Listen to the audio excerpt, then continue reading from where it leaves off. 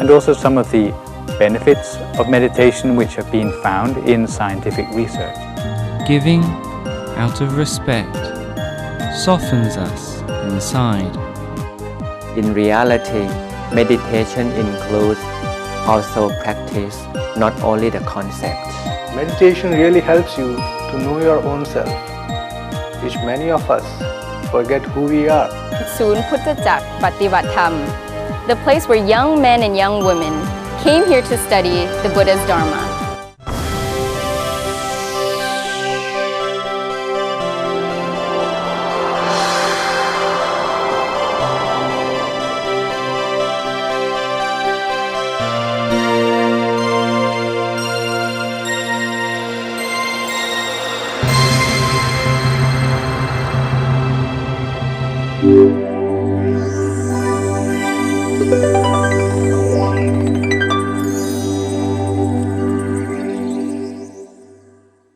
Sawadika. I am Chananpan Rotjan. Welcome to Meditation for All, a program for people who look for strength, meaning, and purpose.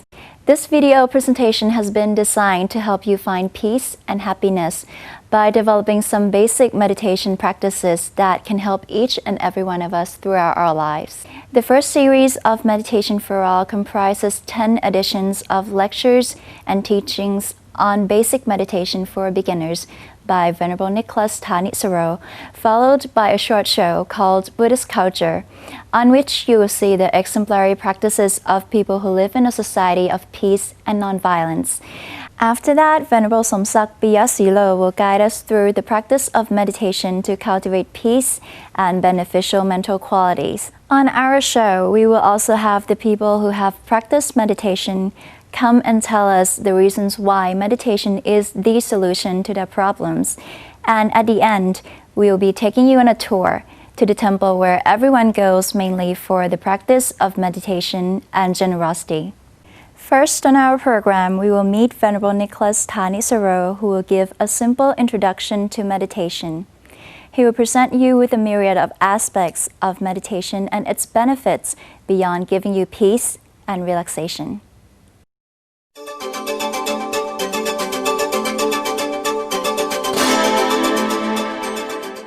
Welcome to this first episode of Meditation for Beginners, which is going to be a look behind the scenes at meditation to find out some of the theoretical background to how we can meditate better on our own at home. In this first episode, we're going to be taking a look at exactly what we mean by meditation and also some of the benefits of meditation which have been found in scientific research. Many of you here may be wondering exactly what we mean by the word meditation, because it's a word which we hear in many contexts, and sometimes, according to the different contexts, the word may mean completely different things. But according to our context here, we are interested in meditation as a way of training the mind to become more efficient, and also as a way to balance the mind together with that other important component of ourselves, which is our body. In the ideal world, our spiritual well-being, that is the well-being of our mind, and our physical well-being will go hand in hand. And if we meditate in the proper way, then this is going to be a way in which we can rebalance body and mind together to become a whole human being. If we are really a healthy person, then we have to take an interest in meditation, because there's more and more evidence that the diseases of the modern world, whether it be things like stress or insomnia or even things like depression, are coming from a lack of well-being in our spiritual. They're coming from a lack in our spiritual well-being. And these are some of the things which I'll show you a little bit later on, are things which meditation can help to redress. In fact, there are many different sorts of meditation in the world. There are two main sorts divided by the place in which we focus our mind when we're doing the meditation. In the first sort of meditation, people tend to focus outside their body. These sort of meditations are not something we're going to be covering on this particular course. meditation outside the body is not something we're going to be covering on this particular presentation. What we're more interested in is the second sort of meditation, where we're focusing inside the body. And in fact, there are more than 40 different ways to meditate in this sort of technique.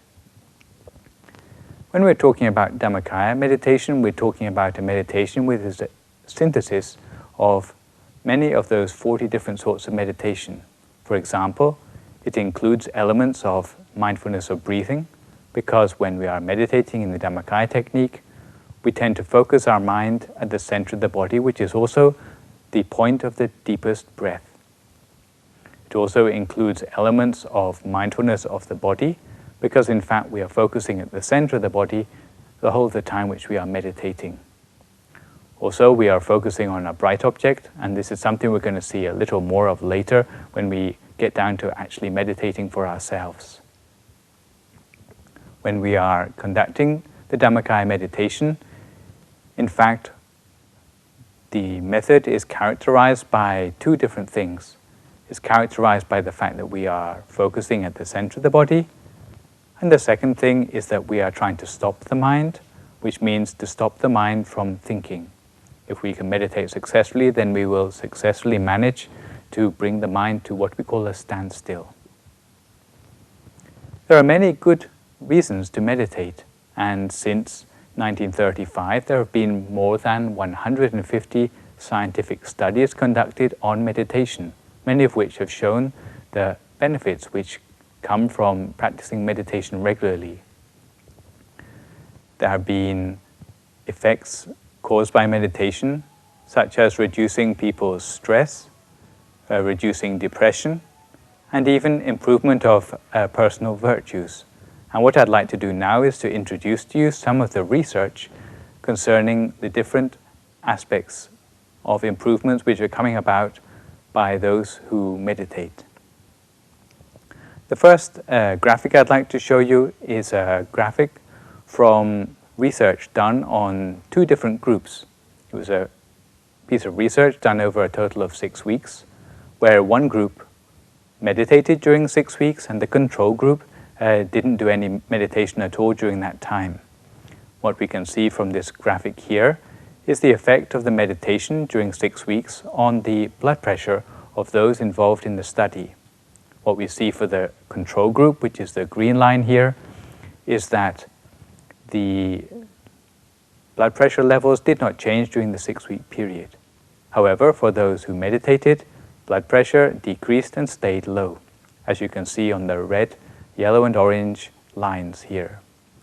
The different colors indicate the different qualities of meditation for those who meditated during the study. Those who meditated better were able to reduce their blood pressure more. On this second graphic here, we see the levels of cortisol in the blood. You may not be familiar with cortisol, but in fact it is a hormone in the blood which indicates the level of stress in the body. The more cortisol we have, the more stressed we appear to be. And what we find again is that for the control group, when they did no meditation during the 6-week period, the levels of cortisol stayed high and constant during the 6-week period. However, for those who meditated, what we find is that the levels of cortisol dropped and stayed low during the 6-week period. Again, the better they meditated, the more they were able to reduce their stress levels. Moving on to a third graphic now, we are looking at a piece of research on the effect of meditation on depression. And depression can be caused by many different things. Sometimes it's because of brain chemistry, sometimes it's because of attitudes in life. What we find is that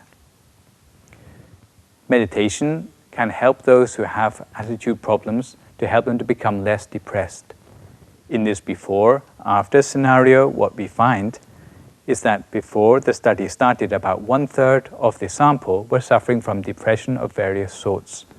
However, after the study, about half of these are being cured of depression, and this would be the part suffering from attitude problems. If you're not a person with problems, you may be wondering whether meditation is something for you. But in fact, what I'd like to emphasize very strongly is that it's only a minority of people who meditate because of personal problems. Most people who are interested in meditation these days are interested in improving on what they already have. If they're already healthy, then they become more healthy as a result of their meditation.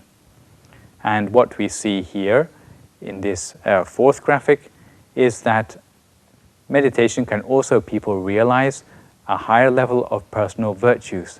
There's a very interesting piece of research done in Thailand by Phupatana and Sibandit in 1996. And what they found was that for a big spectrum of different personal virtues, for those who meditated for 6 weeks, the level of virtues tended to increase during that time, whether it be things like patience or job satisfaction, the ability to be a good friend to others, or even the ability to adapt to one's situation better. All of these virtues were increased by the ability of a person to meditate during a 6-week period.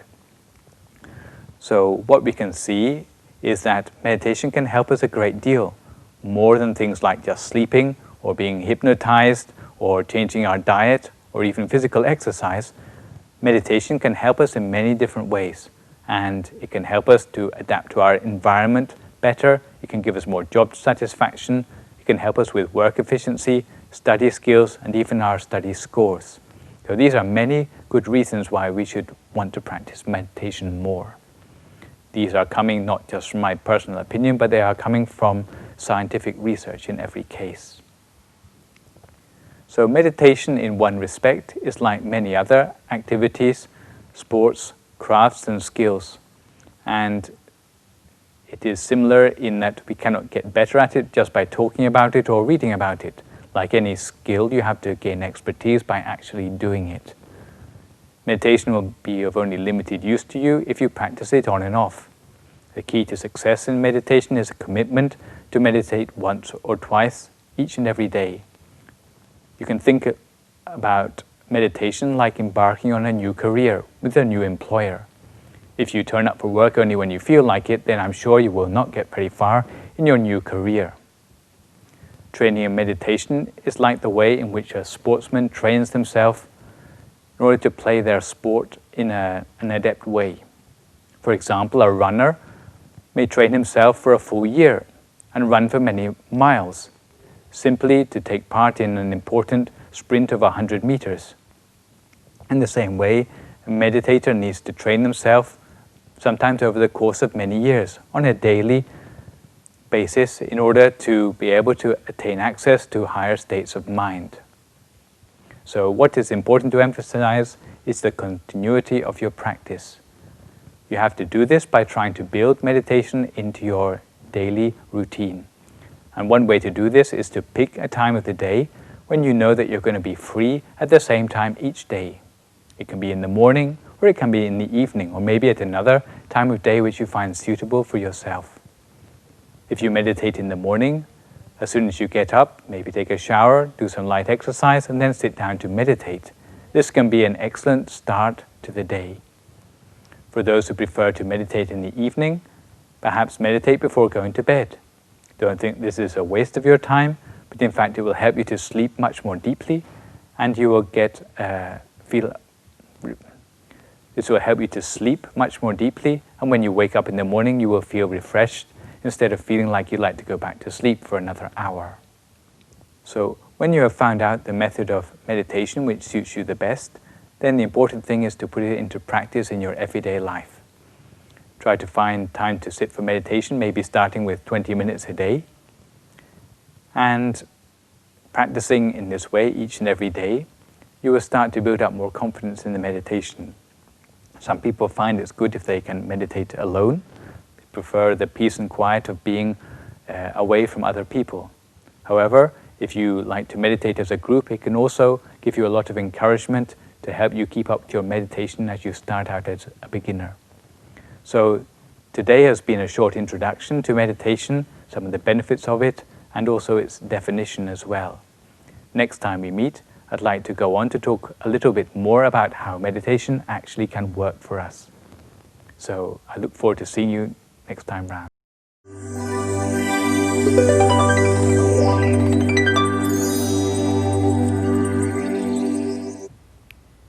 In this edition of Buddhist Culture, you will be introduced to almsgiving. Some of you might have seen what we are about to show you shortly. And although almsgiving is very rare in Western countries, it is an integral part of everyday life in countries like Sri Lanka, Laos, Burma, and every part of Thailand, where monastic and secular communities interdependently support each other.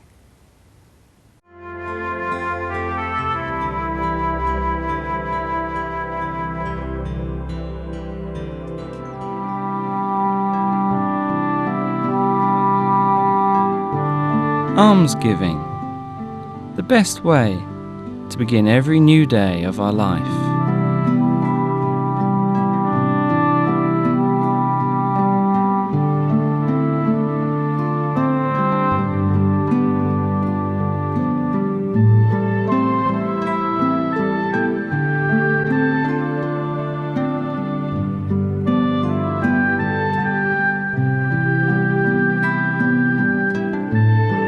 Giving a gift to one who devotes himself to purity through meditation is the best way to start the new day.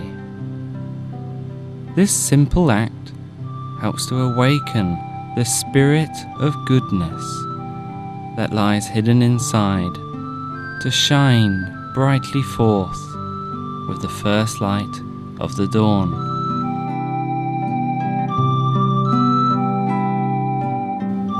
With great respect, after giving alms, the Buddhist will meditate and make a wish, calling forth the resolve to behave well throughout the whole day ahead.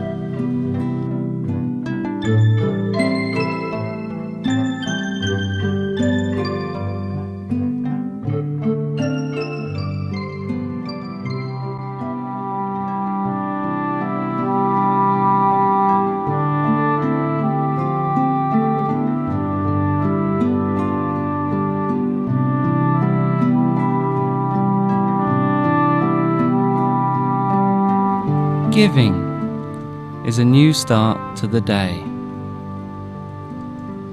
Giving out of respect softens us inside. Giving with a gentle smile brings forth our compassion. Giving is like tender petals of peace which line the way to non-violence for the world.